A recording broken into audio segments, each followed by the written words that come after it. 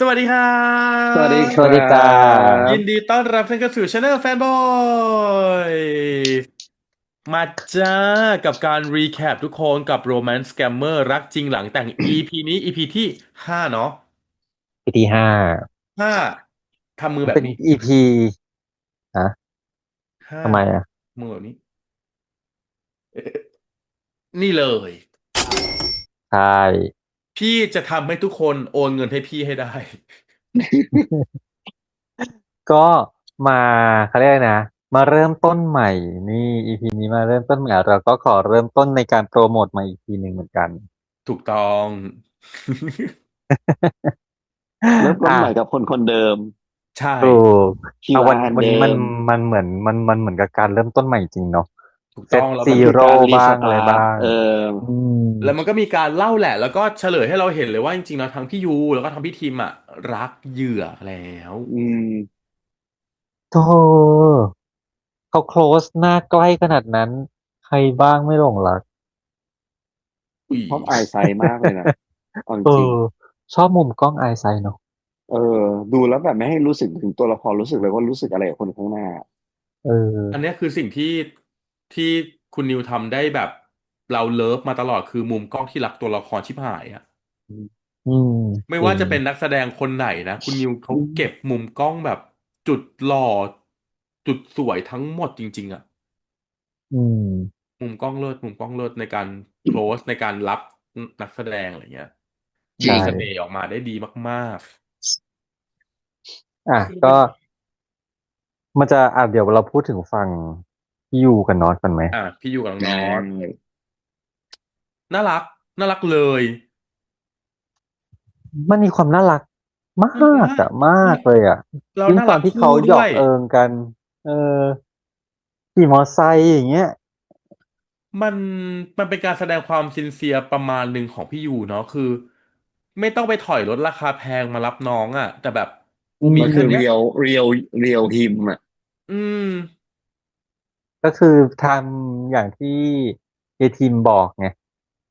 ไม่ต้องอะไรเยอะก็คือเป็นไปตามธรรมชาติ เรามีเท่าไหนมีแบบไหนให้เขาแบบนั้น เขามี250ค่ะถึงแม้ว่าจะไม่ใช่เงินตัวเองก็เถอะ แล้วพามากินก๋วยอ่ะเตี๋ยวอย่างเงี้ยมันเอมันน่ารัเกอ่ะออ แล้วก็บางทีไปช่วยบริหารร้านเงี้ยช่วยทำงานที่ร้านคือพอเราเห็นน็อตด้วยตัวเนื้อแท้ของน็อตอะน็อตเป็นคนที่ไม่ได้ต้องการคนรวยไม่ได้ต้องการคนโปรไฟล์ดีอะไรขนาดนั้นนะเพราะว่าถูกวันที่น็อตตกหลุมรักก็คือตกหลุมรักในป่าไม่อืมรู้ด้วยซ้ำว่าพี่ยูคือใครมาจากไหนอ่ะอืมเพราะฉะนั้นบางทีคือแบบเนาะเป็นพี่ยูหรือเป็นพี่ยูอ่ะก็น็อตก็รักแล้วเอาจริงถูก อืมๆอืม คือคนเราจะตกหลุมรักมันไม่ได้ตกหลุมรักที่แบ็คกราวด์นะเอาจริงๆบางทีมันตกหลุมรักด้วยที่อะไรก็แล้วแต่ที่มันเป็นการคลัชโดยที่ไม่รู้ตัวคือส่วนตัวป้ามองว่างานของไม่ใช่งานฝั่งของอ่านอตกับพี่ยูอ่ะมันหาทางออกได้เว้ยอืมก็คือพี่ยูจริงๆอ่ะถ้าเราดูจริงๆพี่ยูคือไม่ได้ตั้งใจไม่ได้อินเทนชันขนาดที่จะไปหลอกอ่ะแค่อือยากหาคมนรวยจับแต่ว่านอตเดินมาพร้อมเช็ค250 ล้านก่อนอ่ะพี่ยูมาถึงเริ่มแบบค่อยมาคิดเริ่มสร้างตัวตนมาหลอกอ่ะ เออให้คู่ครัวหรือ whatever ก็แล้วแต่อะไรเงี้ยแต่ว่าอืมเออด้วยจุดสตาร์ทอะนอตรักพี่ยูจริงๆไม่ได้รักเพราะเขาเป็นใครหรือแบบอะไรยังไงไม่ได้เพราะโปรไฟล์ใดๆที่พี่ยูสร้างขึ้นมาทีหลังอะถูกอ่าอืมมาแต่มันก็ปฏิเสธไม่ได้ที่พี่อยู่มันก็เริ่มจากจุดนั้นไงอืมน็อตมันก็อันเนี้ยก็สมเหตุสมผลนะที่น็อตมันก็แบบเฮ้ยรักพี่ยูนะแต่มันไม่เหมือนเดิมอ่ะคือแก้วที่มันแตกหรือร้าวยังไงมันเอก็ร้าอวแล้วความถูเชื่อใจกเป็นสิ่งที่สร้างยากมากที่สุดยากมามันอากมันจจะอีกเสียไปแล้ว3 ปีสร้างยาก5 ปีมากเนาะ10 ปีเราตอบอะไรไม่ได้หรอกแต่มันอยู่บนคือความเชื่อใจแล้วการสร้างให้รู้สึกได้ว่าเขาไม่ได้เป็นอย่างนั้นจริงๆแล้วส่วนตัวนะในทุกความสัมพันธ์นะไม่ว่าจะเป็นความสัมพันธ์ในรูปแบบไหนก็ตามอะความเชื่อใจแม่งสร้างโคตรยากเลยแล้วเนี้ยความสัมพันธ์ที่เป็นคนรักอะโห ยิ่งยากยากมากเวลาทำอะไรบิดตัวแบบองศาไม่ถูกจริตกูหน่อยกูเอาเอาละหน่อย แต่ละที่แต่ยิ่งมันเสียความน่าเชื่อถือไปแล้วเนาะ อืม ตอนเนี้ยมันจะไม่ได้แล้วอ่ะแล้วยิ่งเขาเป็นสแกมเมอร์อ่ะพอเอเขามาอทำดีด้วยแทนที่มันจะใจอ่อนมันระแวงแทนทีอืเนี้ยมเออเอ๊ะมึงเออทำดีเพราะมึงจะนึกออกปะอืม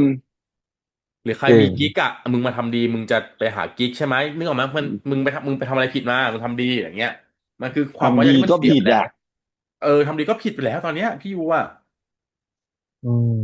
อืมแต่น่ารักวันนี้น่ารักมากชอบชอบฉากตอนขี่มอไซค์ อืมตอนจุ๊บแล้ววิ่งกรีดเข้าไปเหรอที่วิ่งหนีเข้าไปเในเมือง ออ อันสาวน้อยแรกแย้ม ชิเล่นเป็นสาวน้อยเนาะทีนี้อืมสงสัยอยู่อย่างด้วยความที่ไม่ได้ทำธุรกิจของตัวเองสมมุติว่าเราสร้างร้านกาแฟขึ้นมาอย่างเงี้ยอืมลงทุนไปเยอะมากเลยอืมเวลาทำบัญชีอ่ะตราบใดที่เรายังไม่ได้ค่าก่อสร้างคืนมันจะแดงไปเรื่อยๆปะเดี๋ยวนะเพราะว่าพอดีไมค์มันกระเด้งพอดีไม่สิเสียงมาแต่เอาใหม่อันนี้มันสิป้าขอมันต้องแยอีกทีขออีกทีกกันขออีกทีใช่ไหมสมมติว่าป้าเนี่ยเป็นเด็กเจ้าชายน้องร้านอ่ะนอตอ่าเออป้าสร้างร้านกาแฟขึ้นมาป้าก่อสร้างเลยอืม30 ล้านสมมุตินะอืมไปกู้มา30 ล้าอืมนแบบเนี้ยเวลาไม่ใช่ไม่ใช่กู้สิสมมุติว่าป้ามีเงินสด30 ล้านไปสร้างร้านกาอ่าแฟอย่างที่อืมน้องนอตทอืมำเวลาป้ามียอดขายเข้ามาเลขในบัญชีของป้ามันก็จะติดลบ30 ล้านอยู่อย่างนั้นแล้วก็หักไปเรื่อยๆแล้วมันก็จะแดงอยู่อย่างนั้นปะโนมันอินเวสมันไม่ได้คิดอย่างนั้นไอ้นั่นไม่ใช่ต้นทุนทางบัญชีนั่นคือต้นทุน investment แต่ถึงเวลาแล้วมันจะต้องมี working cap มีอะไรต่ออะไรที่มันต้องรันไปอีก operating cost อีกทั้งหลายอีกแต่เพียงแต่ว่าวันเนี้ยเขาทำให้เห็นถึง settle down แค่นั้นเองว่าหลังจากที่ operating เสร็จแล้วของวันเนี้ยอืเป็นตัวเขียวสักมทีอ่ใชซึ่งจริงๆแล้่วเนี่ยประโยคหนึ่งที่แอบรู้สึกด้วยตัวเองเหมือนกันนะบางทีในฐานะที่ทำธุรกิจเองนะบางทีเราก็เป็นทำตัวเหมือนนอตเหมือนกันนะ ทำไมอ่ะคือเข้าใจไหมบางทีมันก็มีอารมณ์ของการที่แบบช่างแม่งอะเข้าใจอารมณ์อะคือบางทีมันก็เหนื่อยแล้วอ๋อก็แบบว่าแบบอ๋อคือเข้าใจไหมว่าคนที่มันโฟกัสอยู่กับงานคนที่แม่งรักในงานบางทีคือเราเข้าใจในอารมณ์แล้วแบบมันคือการโฟกัสอะแล้วมันคืออืมการที่ต้องทำองคาพยพหมุนอยู่อย่างเงี้ยตลอดเวลาแต่บางอารมณ์มันก็มีแบบพอเมื่อกี้นั่งตอนที่นั่งรีแอคอะแล้วเสร็จแล้วนั่งแบบแม่งไม่ใส่ใจโอ้ยเชี่ยแม่งจิ้มตัวเองจึ๊กเข้าไปเลยนะเอาอีกแล้วแม่งมันมีเซกชันหนึ่งที่กูปล่อยอยู่ตอนเนี้ยเหมือนน็อตเป๊ะเลย เอแล้วแม่งอรู้สึอืกสะอึกทัมนทีอ่ะแล้วก็แบบไอ้อ๋อเหรอแย่กูต้องทำอะไรกับไอ้กองนี้วะเนี่ยเพราะว่าอืมันมัวแต่มยุ่งกับกองอื่นๆแล้วเสร็จแล้วกองเนี้ยปล่อยอืม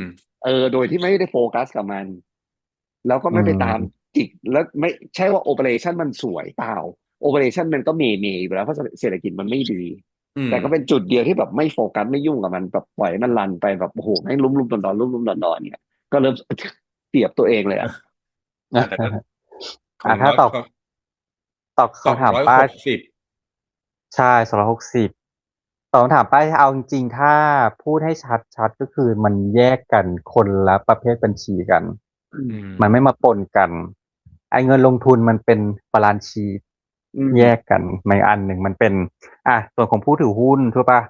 มีแอสเซทมี liability อย่างนี่นี้แต่อืม ว่าเอ่อการการทำ เขาเรียกอะ profit ไร and นะ loss profit and loss แบบเป็นงบกำไรขาดทุนมันก็จะอีกอันหนึ่งว่ามันเป็น day to รัน day ยังไงวัน operation นี้มีอินคัมเท่าไหร่มีคอสเท่าไหร่เออแล้วมันก็จะหักกลบหนี้กันวันนี้วันนี้ตัวเขียวเนาะอะไรอือย่างเงี้ยมซึ่งอืในมกรณีของนอตงบกำไรขาดทุนมันเป็นตัวแดงมาตลอดเลยซึ่งมันเป็นไปไม่ได้อ่ถึงาแม้ว่าเราจะเริ่มลงทุนมาปีแรกมันต้องไม่อาจจะยังไม่ได้คืนทุนก็จริงแต่ละวันมันควรจะต้องมีกำไร อ่า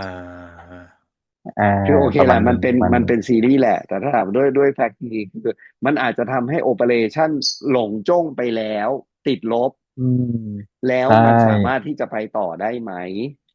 อัน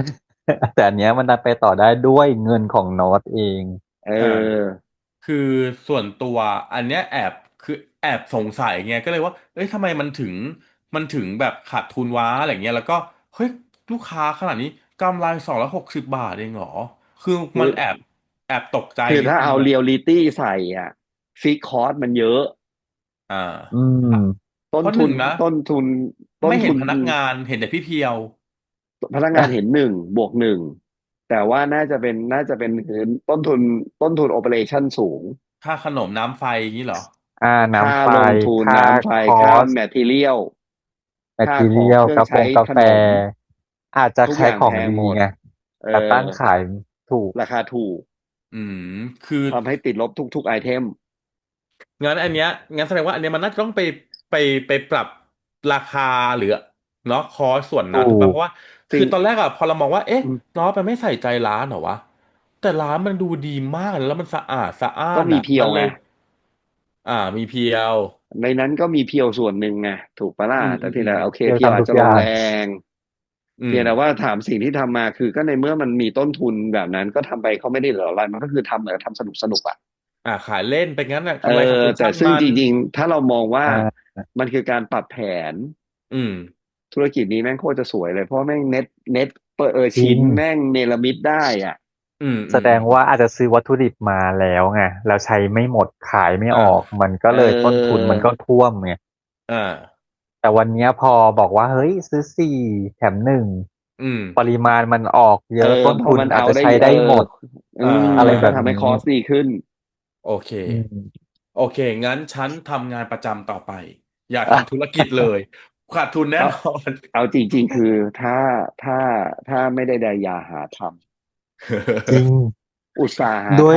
ยทเศรษฐกิจแบบนี้เนอะงานประอืมจำอ่ะำดีเกาะไว้ก่อนที่สุดแล้วมันไม่ต้องไอ้นี้ไว้ป้าอันนี้บอกตามตรงเลยคือมันไม่ต้องรับทุกเรื่องล้านเรื่องอ่ะป้าเข้าใจปะอืมันจะมเป็นโฟกัสอยู่จุดเดียวอ่ะบัญชีอย่างเดียวการเงินอย่างเดียวอืมหรือหมวดใดๆอยู่ในหมวดนั้นอย่างเดียวแต่อันเนี้ยคือกูต้องรับทุกเรื่องอยู่ในวงเดียวอืเอมอเคลียร์ก็จิตค่ะ ก็โอเค ก็เข้าใจได้ ทีนี้มองว่าแล้วน้องกับพี่จะเป็นยังไงต่อ คิดว่า ได้หย่าก็ไหมยังเลี้ยงยังไงก็ไม่ได้หย่าหรอกคือพี่ยูในคอกเหมือนเดิมโทษที่สงสารพี่ยูรอดคอเอาจริงๆนะส่วนตัวเจ๋งนะมันต้องให้น็อตถีบพี่อยู่ออกจริงเหรอๆถีบออกทำไมไปก่อนอ่ะแล้วเดี๋ยวมันจะรู้ใจตัวเองไงเพราะสุดท้ายแล้วอ๋อมันก็คือแฟอ๋อกต์จริงๆเพื่อจะรู้ใจเพราะถ้าเกิดมันยังแฮงอยู่อย่างเงี้ยมันจะเป็นเรื่องปัญญาอ่อนที่มันไม่จบไม่สิ้นอ่ะคือพอเห็นอ่เขาเป็นาคือพอพี่ยูมันยังงอใช่ป่ะเจกบอกว่ามันยังง้อมันจะดูเป็นของตายอยู่ง้อน้องมันก็จะงอนมันไม่มีง้องอนง้อ มูลค่าไงกันอยู่อย่างนั้นใช่เอไหมออืมก็อาอืมจจะให้อภัยแต่ก็ไม่เหมือนเดิมยัเงมีออตะกิดตะขวงอยู่ในใจเอออะไรอย่างนี้แต่ถ้าเกิดสมมุติว่าโอเคเขาออก walk out ออกไปแล้วหรือใดอ่าๆหรือเปล่าพี่ยูยอมแพ้ไปมันก็อาจจะดีขึ้นหรือเปล่าอย่างนี้เนาะ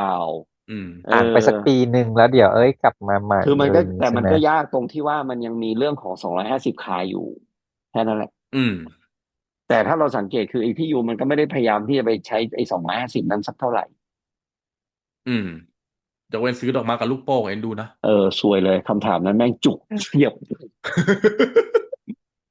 แต่แต่ก็ทำให้รู้ว่าเป็นมือสมัครเล่นเนี่ย เออมันไม่ได้นั่นจริงๆคือมันก็ทำหน้าแบบโกงงๆว่าก็ใช้ตังค์มึงอะแล้วพอพอโอมกับจูเข้าด้วยกันมันดูอ่อนแล้วมันจะมีคนเลิกลักอยู่1 คนที่แบบเก่งเอเก่งกอล้างๆทำอะไรไม่ถูกงงเออแบบจริงโอ้จริงแล้วดูพี่ทำอะไรไม่รู้ดีเหรอเลยเนี่ยมือสมัครเล่นไง ไม่ ไม่ถูกหรอรู้เรื่องไงไม่ดีหรออะไรเงี้ยตลก็คือกคิดแค่นี้ไงอืมคิดได้แค่นี้มันไม่รู้จะต้องแบบวางแผนอะไรลึกล้ำขนาดนั้นอือืมมก็ก็คิดได้แค่เนี้ยจะทำใหม่นึกออกป่ะบางทีมันก็คือมันคือคนที่ไม่ได้แพรวพราวเหมือนทีมอ่ะใช่พอมันไม่แพรวพราวอะอะไรมันก็ตันมันคือมันเหมือนกับ1 บวก 1เท่ากับ2เสมออะ อืมอืมันไม่เคย1 บวก 1มเท่ากับ3อะใช่เออน่ารักดีแต่เล่นน่ารักจริงเล่นน่ารักมากทั้งคู่เลยโอเคนะอืมคือเออคืออ่ะปูนเมื่อไหร่จะโตจาก3 ขวบสักทีอ่ะปูนไม่เคยโตเลยอ่ะเวลามาเล่นเข้าคู่กับพี่โอมอาจจะยังเด็กตลอดเวลาดูเด็กเนาะน่ารักเล่นน่ารักมากงั้นมานี่กันบ้างพี่ทีมกัอีกบชิไปคู่หนึ่งไม่รีบไปทำงานเลยไม่รีบเลยตัดจบที่เสื้อที่พรมตรงนั้นมันเพลียมาก ไม่ได้นอนด้วยนะทั้งคืนได้ข่าว อะดรีนาลีนมันรัน คุณคะเป็นฉันทำงานไม่ได้นอนตอนเช้ากูมึนแล้วค่ะ ไม่ยุ่งกับกูค่ะ ป้าแต่ถ้าป้าเห็นการ close up ไปที่หน้าจูจูแบบนั้นโอ้โหมุมกล้องนั้นยังคงเป็นโมุมสังหาหรมุมในตำนานจะเป็นมุจริงมในตำนานสืบไปค่ะมุมนี้บอกเลยจูจูจริงตายเลยแล้วคือเราไม่รู้ส่วนว่าทางเขาเรียกอะไรอ่ะผู้กำกับภาพเนาะผู้กำกับตากล้องอ่ะมีประสบการณ์ร่วมอะไรหรือเปล่าในการที่แบบมองแฟนทำงานผ่านไหลไปอย่างเงี้ย แล้วคนเราเวลาเนาะมันตกหลุมรักใครแล้วเราได้มองเขาเวลาเขาทำงานหรือเวลาเขาแบบไม่ได้ตั้งใจจะจ้องหน้าเราอะแล้วมันหันมาเจออะมันเขินจริงมันจะมีโมเมนต์หนึ่งเนอะที่แบบมองมันคือแล้วเราชอความรักบอ่ะมันเออคือความรักเจเคยมีโมเมนต์นั้นเหรอ ก็เออาจจะไม่ได้อมีเป็นตัวเป็นตนแต่ก็มีแต่ก็ไปบ้างมองเขาบ่อยอ๋อเหมือนที่เหมือนที่ตามสนามบาสสนามบอลใดเหมือนที่นางเคยส่งรูปให้ดูในเจกๆอืมที่พาไปกินข้าวอ่ะอุ้ยๆใครวะเอาละแล้วก็หลายเลิกละมึคนอยู่ งเอาละเอาว้าย ละเอาละเอาละ เดี๋ยวเอาละ มันก็คือส่วนตัวเคยมีประสบการณ์แบบนั้นคือมองคนที่เราแบบเราชอบไม่ได้เป็นแฟนด้วยนะมองคนที่เราชอบแบบตอนเขาทำงานแล้วแบบมันจะมีภวังค์บางอย่างที่แบบมองเราสามารถนั่งมองภาพนี้ได้เรื่อยๆเลยอะไรเงี้ยมันเป็นฟิลเตอร์ของการ appreciate คนข้างหน้า อืมแล้วพอเจอมุมกล้องแบบนี้นะสังหารหล่อด้วยหันมาอืมตายอ่ะตายแล้วส่วนไปสวยมากบ้ามุมกล้องแบบถ่ายยังไงให้คือสวยขนาดคือนั้นวันนี้วันนี้อ่ะโดยปกติมันจะมีบางมุมที่ไปก็เซอะกระเซิงอืมแต่วันนี้ต่อให้จะขุดจากเตียงเตือใจอะไรก็แล้วแต่ไม่มีมุมไหนไม่สวยเลยสักนิดสวยมากแล้วก็เล่นสวยมากอืม จริงเคยอดโอ้ยแต่ตึกวัน บอกเลยเคตัวยอด เคพี่ตั๊กสิริพรอยู่ยอดมากบอกเลยค่ะ เอออย่าถูกค่ะ แทงให้หัวเราะเยอะฉันปวดหลังอยู่ คือสวยจริงๆแล้ววันนี้คือแบบว่าตอนเข้าเข้ากับอากงโอ้โหโอ้โหละเอียดเฮ้ยวันนี้ยิบเลยอ่ะต้องให้ซีนนั้นน่ะยละเอียดอมเนาะยิบเลยอ่ะแล้วนปุเขาคือเล่นแบบคือเห็นแล้วเราพลังเข้าใจเลยนะพลังใหญ่มากแล้วใหเออญ่ใหญ่เล่นใหญ่คือให้มากอะมาเยอะเลยอ่ะให้มาเยอะแล้วแล้วมันดูมันซิทำให้รับว่าจะยังไงมันทำให้รับฉากนั้นได้เจ๋งมากเลยอ่ะคือส่วนตัวป้าว่ารับหมายถึงว่าถ้านักแสดงที่ไม่เจ๋งอะรับอารมณ์ฉากนั้นยากเนาะไม่อยู่เพราะปุ๊กเขาเล่นพลังเยอะมากแต่แอคชั่นไม่เยอะอะเพราะฉะอืนั้นถ้าคนมที่เล่นแต่เอาเทอร์อะมันรับไม่ได้มันจูอืมนไม่โดถูกนหรอกเอถูอกสังเกตดีๆนะไปอ่ะเวลาพูดกลับอ่ะไม่ได้ถึงขนาดแบบตะโกนใส่ให้อืเสียงมดังเท่ากับอากงนะแต่อืมสังเกตสายตาดิ เออเขาเล่นเล่นลึกผ่านสายตานะอืมโหเล่นลึกมากก็เลยแล้วอันนี้ดูการปะทะอารมณ์กันแบบเลิศแล้วเล่นจนไม่ใช่เล่นจนสิเล่นให้อากงยอมถามว่ายอมไหมยังไม่ได้มันยอมไม่มีทาง100%แต่เลือกแต่อากงปล่อยไปไม่มีทางอ่ะเลือกเล่นให้อากงปล่อยไม่ได้ยอมนะไม่ได้ยอมอากงไม่ได้ยอมแพ้นะแต่แค่เอาอันนั้นกูให้ลองปล่อยมึงไปทำดูงั้นกูเออปล่อยมึงอะไรเงี้ยก็คงคือเหมือนกับนอตอะให้ไปทำดูก่อนคือมันเป็นความยากนะเอาถ้าเรามองภาพของธุรกิจที่มันถูก จริง handle in charge 100%อยู่แล้วแล้วถ้าเราเป็นอากงอะใช่ไหมการที่การที่ทุกอย่างมันรันผ่านมือแล้วมันดีแล้วอยู่ดีๆถึงจุดหนึ่งแล้วมันไม่มีใครมาต่อมืออะเหมือนขุนศึกตัวยอจริดอ่ะงขุนศึคือกที่เก่เหมือนกับงที่สุดของเหมือนฉันน่ะมีมือขวาแล้วเสร็จแล้วอยู่ดีแม่มือขวาทัพแบบอะอืแล้วเสร็จแล้วแบบมหยุดขอหยุดคือถ้าเรามองในธุรกิจที่เขาเรียกอะไรล่ะเป็นเอามือปืนรับจ้างมาทำงานมันก็คือหามือปืนอืมรับจ้างคนใหม่มาทำ ถูก แต่พอดีนี่มันเป็น family ไง ใช่แล้วยิ่งเป็นธุรกิจครอบครัวเนาะมันไม่เออได้หมายความแล้วอยู่ดีว่าจะใครก็ได้ก็บอกว่าขออ่ะแต่ว่าเราก็เข้าใจในมุมว่าบางทีคือคนเรามันมีเพชเชอร์บางเรื่องหรืออะไรต่ออะไรแต่ว่าเรื่องทั้งหมดมันเป็นการจัดการได้ด้วยการคุยและการแบ่งออกคือแต่ไม่ใช่ทิ้งทุนคือป้าว่าฉากนั้นน่ะยอมจิรันมากเพราะว่าคือหนึ่งเลยการตัดสินใจอันเนี้ยเขาตัวตัวไปเนี่ยต้องการจะกันตัวเองออกจากทรัพย์สินของส่วนเอนี้อเพื่อที่อืจะไม่ให้มเอฟเฟกต์ถ้าเกิดอะไรขึ้นทีมมันเกิดอุบิเหตุกับทีมอย่างที่เขาเห็นมากับน้องเขาถูกปะเขาก็ต้องการตัวเองออกแต่ไอการกันตัวเองออกตรงเนี้ยเขาไม่สามารถเล่าเรื่องนี้กับอากงได้เพราะอากงยังไม่รู้เรื่องอืมเขาก็ต้องเก็บไว้คนเดียวอืมเขาต้องเก็บไอความลับนี้ก้อนนี้เอาไว้คนเดียวด้วยแล้วก็สองคือ2 ปีที่ผ่านมาเขามีไหล่ของทีมให้เขาซบให้เขาพิงอยู่อย่างนั้นน่ะมันคือความมั่นใจเล็กๆหรือเป็นพื้นที่ปลอดภัยเล็กๆของเขาอะแล้วแล้วดูความเหนื่อยของเขาดิไอฉากที่ตั้งแต่เช้าโทรมาว่าให้ไปดูน้องอะ ก็เลยเข้าใจเลยเว้ยว่ามันเขาอยากมีพื้นที่ของเขาเนาะอยากมีพื้นที่ปลอดภัยเข้าใจอยากมีสักที่หนึ่งให้เขาได้แบบอยู่พักของเขาเหนื่อยอ่ะชีวิตของเขาอะเขาแค่อยากไปใช้ชีวิตของเขาแค่นั้นเองส่วนตัวเข้าใจกับอากงอ่ะถามว่ารู้ไหมว่าไปเหนื่อยรู้นะรู้อากงพยายามจะให้นอตอะมาช่วยแต่นอตมันก็ไม่เอาสักทีไงคือ ก็เลยพยายามเคี่ยวเข็นบอกเฮ้ยไปดูนอตสิเป็นไงไม่ถ้าไม่ได้เรื่องกลับมาช่วยทางนี้จะได้แบ่งเบาภาระไปไงคือส่วนตัวป้ามองมุมมองอย่างนี้เจ๊คือเวลาเรามีลูกน้องอ่ะอันนี้ก็คือมองเหมือนหลานเนาะเวลาเรามีลูกน้องหรือว่ามีเด็กในทีมแล้วรู้สึกว่าเด็กคนเนี้ยเขามีความสามารถทำได้มากๆมี potential มากๆหรือมี passion มากที่จะอนาคตเขาจะสามารถมาเป็นเราที่ดีกว่าเราในวันนี้ได้อะ อืมอืมเราก็จะฝึกเขาอีกแบบหนึ่งอะกับอืมไอ้น้องที่มันมาวิ่งเล่นกรีดการ์ดหรือแบบทำงานได้บ๊อบแบ๊ะแบ๊ะแบ๊ะอะไรเงี้ยคือเราก็จะไม่ได้ไปฝึกเคี่ยวเข็นไอเด็กคนนั้นเท่ากับไอเด็กที่เราแบบเห็นน่ะมันก็จะเป็นภาพเนี้ยเพราะฉะนั้นไอเด็กคนที่เราต้องการจะฝึกกับมันจะโดนดุโดนว่ามากกว่าไอเด็กคนอื่นเว้ยเพราะเรารู้สึกว่าเราอะของขวัญที่เราจะให้เขาอะคือเราจะดันหลังเขาไปจนถึงที่สุดในชีวิตอะ อืมแต่ในขณะที่น้องที่มันแบบโบโบเบเบอะไรของมันก็ไม่รู้เราก็จะไม่ได้ไปดุมันมากเพราะเราแบบมันคงได้อย่าไปแบบมันก็ได้แค่นี้แหละมันก็ได้ใช่ไหมแค่นี้แหละอย่าไปอะไรกับมันเลยอะไรเงี้ยอืม อืมอันนี้แต่ถ้าของฉันเรามองแบบอากงอ่ะอากงอ่ะรักหลานเท่ากันหมดแหละแต่รักตาซามยังเด็กไงเอาไว้อืมก่อนนอตอะยังพอไอ้นี่ได้บ้างอืม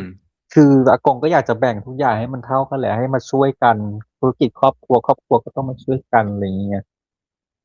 ฉันมถ้าองอย่างนี้ถามว่าในมุมนะเอาจริงๆคือภาพเนี้ยมันเป็นภาพปกติมากสำหรับธุรกิจครอบครัว หลานที่ Family เก่ง Business ลูกถูกไหมที่เก่งอืมประเด็นคือลูกของอากงมีใครใช้ได้มั้งไหมณวันเนี้ยโกเกียมันไม่มีโอเคโกณวันเกียเนี้ยมันเป็นศูนย์ถูกไหมมันถูกมันถูกทรานสเฟอร์มาที่ไตอืมเออณวันเนี้ยไตกำลังรันทุกอย่างให้แต่อืมสิ่งที่มันเกิดขึ้นคือคนที่ฝากได้มันกำลังจะขอเบรกอืมเพราะฉะนั้นมันยังมีเหลือองค์อีกหลายองค์ที่ต้องจัดการกับมันเป็นอยู่ในช่วงของเขาเรียกว่าทรานสเฟอร์อืมเพราะอากงพยายามทรานสเฟอร์ออกแต่ปัญหาคือมือรองไม่มีเขาจะทำยังไงคืออืมเนาะแล้วถ้าถ้านับญาติจีนไม่ผิดคำว่าอาโกคือต้องน่าจะเป็นพี่สาวแท้ๆของพ่อเพราะปะพ่อหรือแม่ ใช่ไหม อาโกอาโกคือพี่สาวพ่อเออก็ต้องเป็นสายแท้ไงถ้าเป็นซับใช่ไพก็สายแท้เป็นอากิมไปถูกปะล่ะเออเพราะฉะนั้นทำไมก็เลยสงสัยว่าทำไมตัวของโกเกียดูไม่ได้มีแบบบทบาทใหญ่เท่ากับที่ไปมีอ่ะเพราะว่าอาจจะ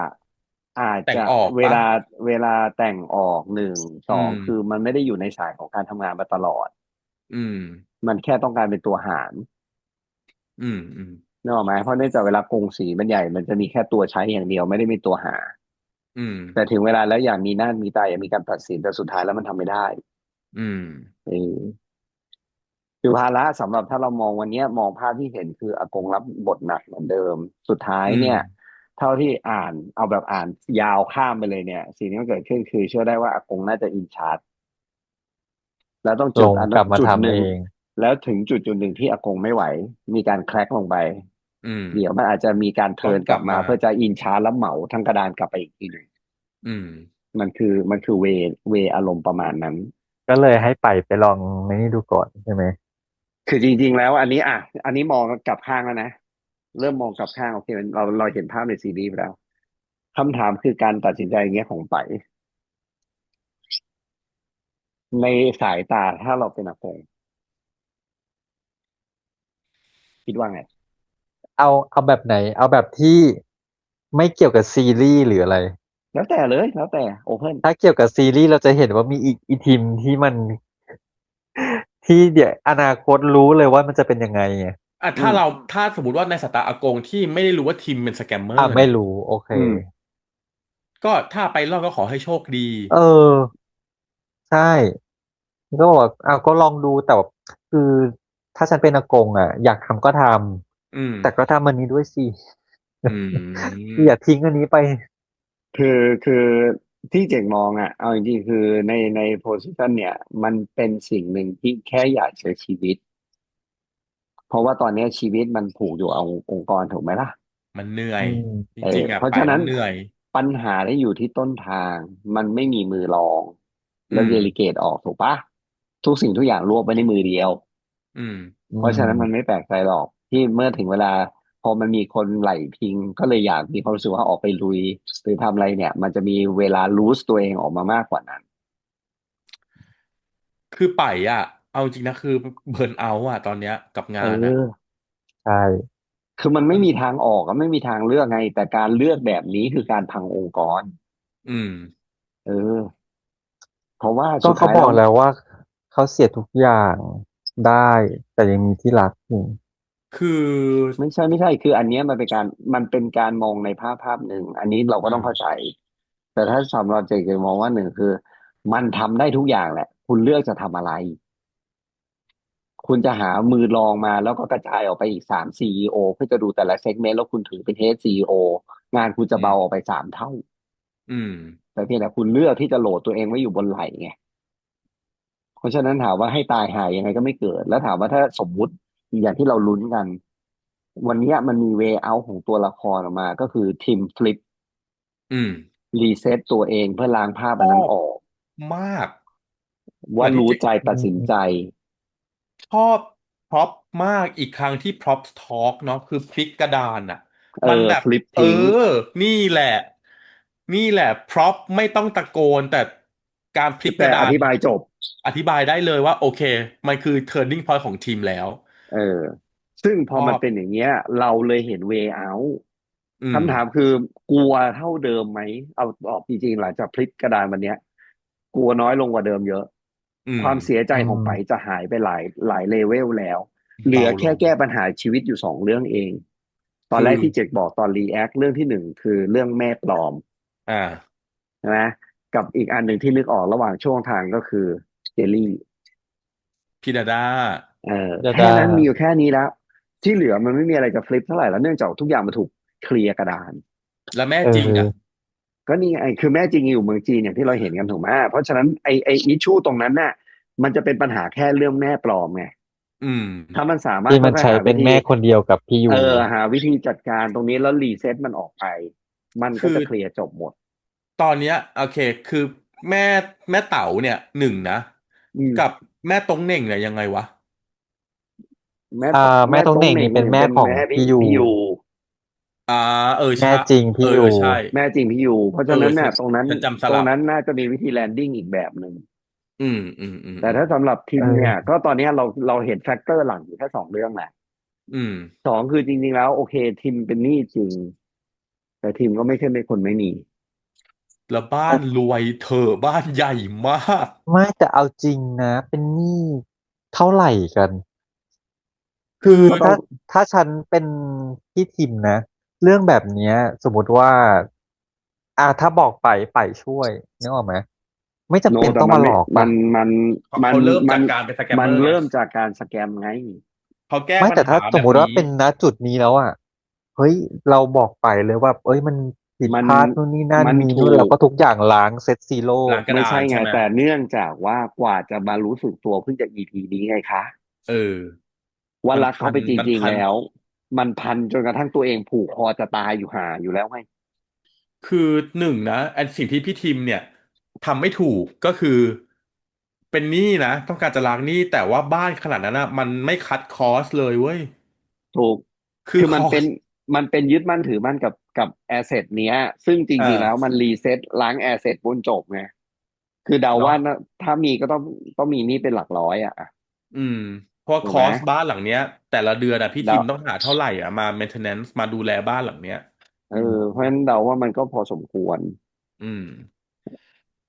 ถูกไหมล่ะแล้วมันก็เห็นอย่างที่เราเห็นแหละแต่ถ้าถามว่าการเอาใจช่วยตัวละครก็ต้องยอมรับว่าอาทิตย์เนี้ยทำให้เราเบาใจขึ้นไปหนึ่งสเต็ปแล้วจากที่กูต้องก็ใช่ลุ้นตลอดเวลาว่ามึงจะโดนแหก EP ไหนอีกระดานนั่นแหละเป็นห่วก็งนะตอนแรกไงแล้วก็เอมานั่งอคิดตั้งแต่ตอนแรกดูนะกระดานมึงก็ไม่ได้ย้ำเขียนอะไรอยู่นั่นน่ะเพิ่มนะเออมีแต่อีโพสต์อิทอะที่มันเอหลุดอยู่นั่อนน่ะหลุดเหยียบอยู่นั่นน่ะเอไม่แกะอแกะออกไปวะไม่ได้ใช้เประโยชออน์เนี่ยอ่าแต่พอก็วันนี้ถูกวันเนี้ยแกะโอ้เผายโอเคนะพอแกะปุ๊บในเผาหัวด้วยคิดนะรูปเดี๋ยวต้องเจออ่าอ๋อมีเผาโอเคอ่สบายใจาอ่าอย่าเหลือเศษไว้แล้วกันเออกงฉันว่าเต็กนะ เดี๋ยวจะเจอกงเต็กก็เจออีโพสต์อิทที่เหยียบอยู่เมื่อกี้ไม่ได้เก็บ อืมก็ถ้าอย่างเงี้ยมันโพสต์อิทมันตอบอะไรไม่ได้แล้วไงมันต้องเหลือคำว่าอย่าหลงรักเหยื่อมีแค่นี้ละอืมแล้วก็อืมมีคำว่าเหยื่อไงเออเหยื่ออะไรอะอืม ถูกไหมล่ะเดี๋ยวก็ไถไปเรื่อยแหละช่างมันเถอะ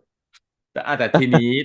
สิ่งที่พี่ทิมกำลังทำเราเบาใจนะว่าพี่ทิมเป็นสถาปนิสกถาปนิกจริงมีใบ ไม่เอาจริงนะสิ่งที่มันต่างกันอันหนึ่งคือเราก็ต้องเข้าใจก่อนว่าสิ่งที่เอ่อสิ่งที่สิ่งที่ถูกวางมาวิศวกรกับสถาปนิกอืมเซ็นได้เซ็นไม่ได้อย่างที่เราคุยกันมันเขาเอ๊ะมีหลายมันมีหลายอิชชูอยู่นะเดี๋ยวนะตอนเขาแนะนำตัวเขาแนะนำตัวเขาเป็นวิศวกรหรือเป็นสถาปนิกสถาปนิกไม่ใช่หรอสถาปนิกป่ะใครสถาปตั้งแต่ นิก EP 1อะสถาปนิกป่ะ สถาปนิกของสถาปนิกถูกแล้วพิมพ์เหรอพี่ทิมสถาปสถาปนิกนิกสถาปนิกสถาปซึ่งนิกสถาปนิกก็สถาปนิกโอเคมีสิทธิ์เซ็นได้ในในแบส่วนหบนึ่งในเออในในแบส่วนของแบบอย่างเงี้ยบอ่าแต่ว่ามันจะเป็นส่วนของวิศวกรโครงการเนี่ยมันจะก็อีกต้องใช้อีกเนเจอร์หนึ่งอีกคนเออหนึ่งเข้ามาอีกคนหนึ่งที่เป็นวิศวกรแค่รับบทมาทอืำม ก็ยังดีไปอันนี้ก็แก้ได้อีกปมหนึ่งเพราะตอนแรกคิดว่าไม่ได้เพราะทำไม่เป็นอันเนี้ยส่วนตัวแออืบเอาใจช่วยมเนาะเพราะเรามองเอว่าพออเป็นสถาปนิกอะแล้วหนึ่งเนาะเขามี knowledge base มีอืมมีมีมันแค่ฐานความรู้อ่าต่อให้ติดแต่ไม่มี experience เอแต่อความไม่มี experience เนี่ยมันคือลูกศรบ้านเขามันจะไม่เหมือนใครอ่ะมันจะมีลูกอืมบางอย่างที่เขาใส่ได้เต็มที่เฉที่ไม่พาะเขามีเหยื่อเออแล้วมันจะมันไม่ได้ยูนิคซ้ำแปะมีความยูนิค อืมเชื่อในความยูนิคที่มันจะเกิดขึ้นเลยแหละ อืมอย่าเอาใจช่วยเอาใจช่วยสุดฤทธิ์ โอ้พอถึงเวลาพลิกกระดานปุ๊บก็เอาใจช่วยเลยอ่ะ เนี่ยตอนแรกอยู่ต้นเรื่องยังด่าอยู่เลยด่าด่ายังด่าด่าด่าอยู่ด่าด่าด่าเลยใช่อยู่เลย ด่ามาสี่เนาะสัปดาห์อืมอืมสัปดาห์ที่ 5ก็ลุ้นนิดนึงลุ้นอีพีลุ้นหน้าก็ต้องลุ้นว่าจะโดนหรือยังจะโดไม่โดนหรอกนแหกไหมถ้าอย่างจากเงี้ยถ้าเรื่องอะไรอย่างเงี้ยคือมันคงเบาไปเยอะแล้วแหละเอาจริงแต่พอวันเนี้ยสิ่งที่มันกลัวเลยนะคือวันเนี้ยเราจะเห็นฉากน้องป่ายเนี่ยพิงไหล่พี่ทิมตลอดเหนื่อยอืมพักเหนื่อยพักไหล่เหนื่อยพักไหล่เลยใช่รู้สึกว่าแต่มันต้องมีมันเจอเวอร์ชันที่ไม่มีที่พิงรู้สึกว่ามันใกล้แล้วมันคือมันงวดมากๆอ่ะไอความรู้สึกมันงวดจนแบบอื้อหือจนเรารู้สึกว่าเอ้ยป่ายเอ้ยไป ฮิวใจด้วยตัวเองบ้างเถอะลูกอย่าอ่ะมาฮิวอย่าให้เขาฮิวเราตลอดเวลาแบบเพราะเรารู้ไงว่าพี่ทิมเป็นอะไรอ่ะแต่ว่าสำหรับตัวละครอ่ะนี่มันคือแบบเนาะไหลที่มัน reliable มากอืเอาจริงๆนะมมันเป็นช่วงที่ต่อให้ระยะเวลาปีกว่าๆแล้วก็เถอะแต่แบบมันเป็นไหลพิงที่ดีมากเพราะฉะนั้นเนี่ยไหลตรงนี้มีความสำคัญมากจริง ๆแล้วไหลนี้ไม่เคยเย็นชาเลยอ่ะเออไหลทุกคนี่คือรั้งที่พิงไหลใส่ใจมันจะมีรีแอคชั่นตลอดเออ ทำให้เขาแล้วถ้าสบายใจเกิดอยู่ดีแล้วออืยู่ม ดีๆเย็นชาหรือไม่มีขึ้นมาจะทำไงวะแต่รู้เลยว่าถ้าสุดท้ายเนาะถ้าแบบแต่งงานกันลงเอยกันด้วยดีบ้านนี้ใครใหญ่ฉันรู้จักฉากผมขอคุยกับแฟนผมแป๊บหนึ่ง จบค่ะมีเมียมาคุม เมียดุมาก แต่ก็ขี้ให้เกียรติอ้อนไงเขาด้วยแต่ขี้อ้อน ก็คนมันคือหึงอะเนาะภาพของคนที่เป็นซีอีโออ่ะอืม มันได้แค่หลังบ้านจริงๆที่จะเห็นภาพนี้ภาพหน้าบ้านจะเห็นนี้ไงไม่มีทางไง อืมถูกไหมหันแก้มสองด้านด้วยแบบอืเออมเออหายนะครับงอนเลยว่าไม่ได้ว่าไม่ได้หายงอนรถเนอะก็ เราก็มารอลุ้นต่อแล้วกันว่าอาทิตย์หน้าจะเป็นอย่างไรถูกต้องก็ไว้ประมาณนี้แล้วกันทุกคนแล้วเดี๋ยวเรากลับมาดูด้วยกันใน EP ที่ 6นะจ๊ะเอาเป็นว่ากันนะวันนี้จ้าพาร์ทรีแคปของ EP 5นะครับเราสามคนต้องขอตัวลาก่อนแล้วเจอกัน EP หนะครับวันนี้ไปแล้วครับสวัสดีครัสวัสดีบครัสวัสดีครับบบายบาย